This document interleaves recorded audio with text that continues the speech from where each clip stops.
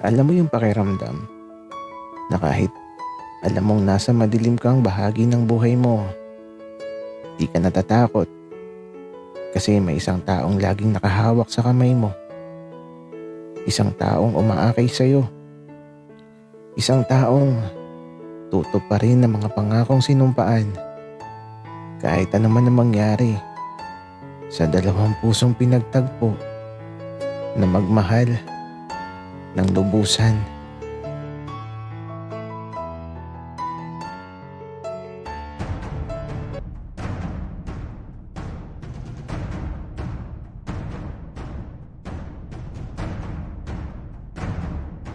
Kaibigan, huwag mong kalimutan mag-subscribe sa aming channel at huwag din kalimutan i-click ang notification bell at subscribe button. Subscribe na!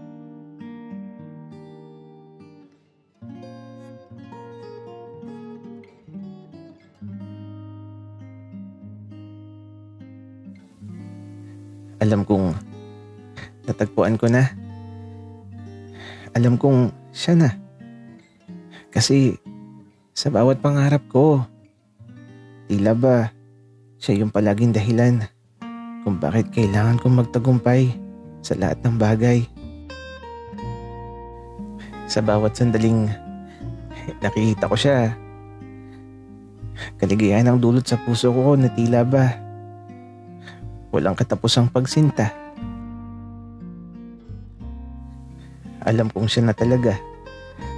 Alam kong siya na yung kabiyak ng puso ko na sa habang buhay ay ibigin ko ng buong puso at iaalay ko ang lahat ng pagmamahal ko para lang kay Kurt. Hoy, Kurt. Long time no see ah. Kamusta ka na? Parang mas lalo kang naging cute ngayon. Axel, pwede ba? Anong long time no see?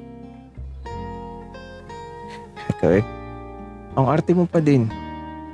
Namiss lang naman kita tsaka di mo ba ako namiss? Napakatagal nating hindi nagkita. Axel, tigilan mo nga ako. Nasa bodega ka lang naman ni Aling Yoli. Nakita kita doon nung nakaraan. Alo? Sigurado ka ba, Kurt? Wala akong alam dyan. Axel, alam mo, magsisinungaling ka pa. Kailan ka pa nagtatago dun? Ikaw bakit di mo sinabi na nasa bodega ka lang? Lagi kitang namimiss. Kung alam mo lang.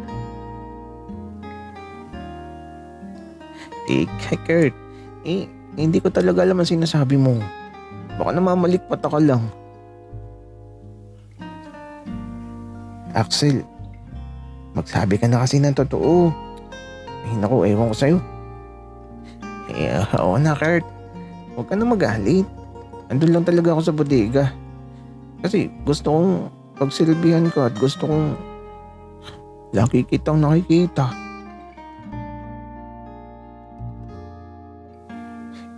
Ewan ko sa'yo, Axel.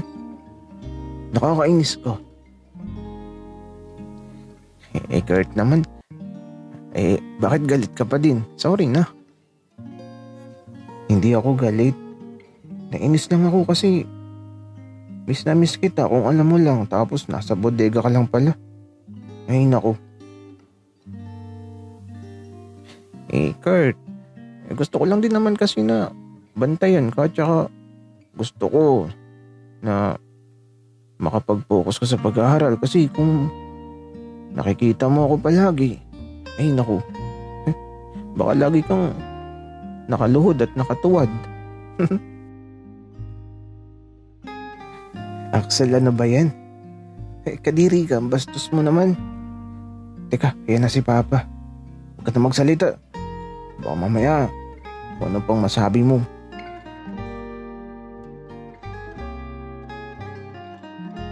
Kaya ito, naging tahimik lang muna ako. Nandito na din kasi ang papa ni Kurt na nag-order ng mga pagkain. Sa sandaling to, wala akong gana kahit nagugutom ako.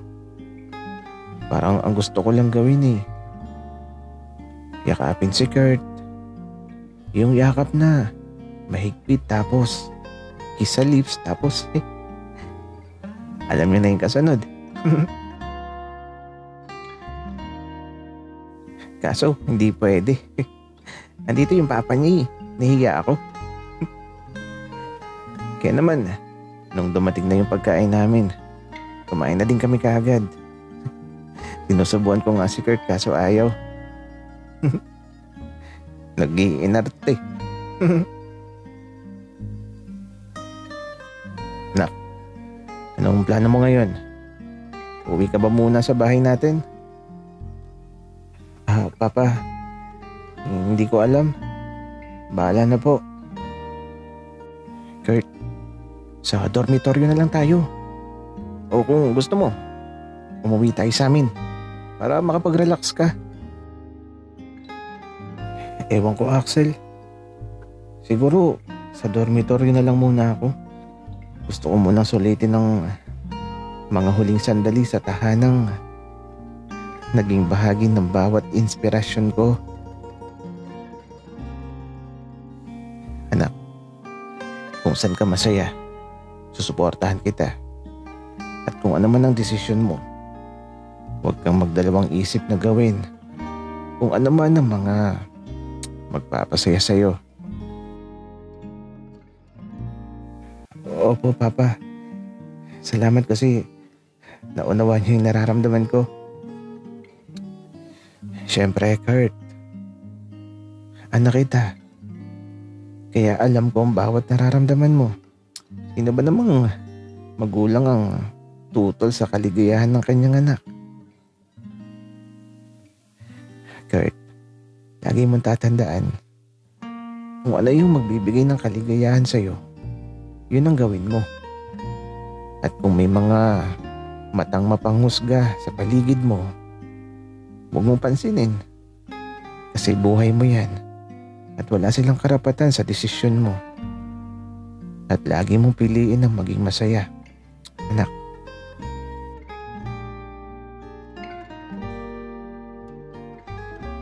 Sa sandaling to, habang pinapakinggan ko yung mga sinasabi ng papa ni Kurt, parang mas lalo ako nagiging sabik na mas mahalin pa si Kurt nang higit sa buhay ko. Kaya naman, sa paglipas ng mga sandali, natapos na kaming kumain at eto, ihahatid na kami ni Tito sa lumang dormitoryo. Habang nasa biyahe, magkausap lang si Kurt at ang papa niya. Ako naman, tahimik lang na nakikinig. At nang makarating kami sa lumang dormitoryo, hindi na bumaba ang papa ni Kurt. Pauwi na din kasi siya. Kasi may duty pa.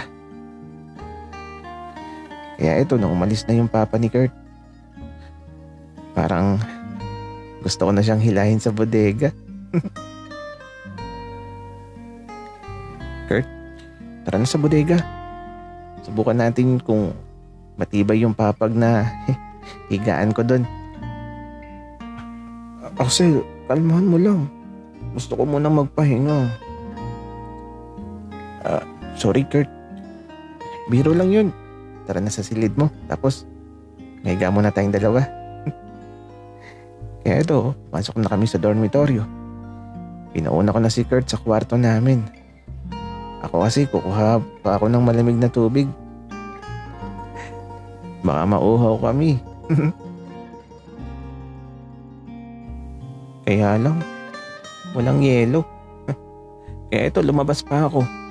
Wala din kasi malamig na tubig sa ref. Kaya ito, pagbalik ko, kumuha na ako ng tubig tapos nilagyan ko na ng yelo at dumiretso na ako sa kwarto.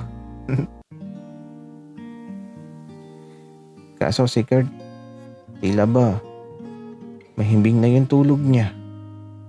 Marahil pagod na pagod siya sa nagdaang exam.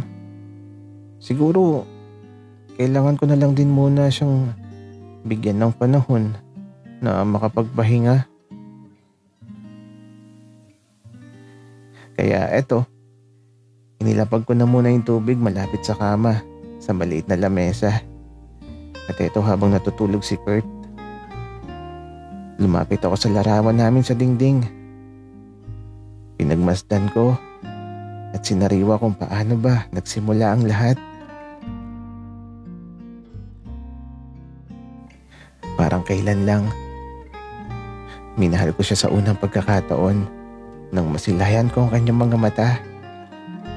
At sinabi ko sa sarili ko na hindi ako papayag na di ko siya makakasama.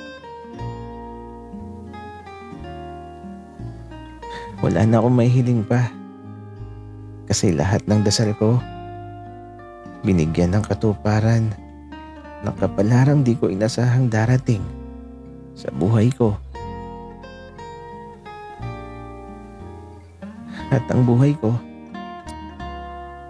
nakalaan lang para kay Kurt at gagawin ko ang lahat. Maging masaya lang siya sa bawat oras at bawat bahagi ng buhay niya.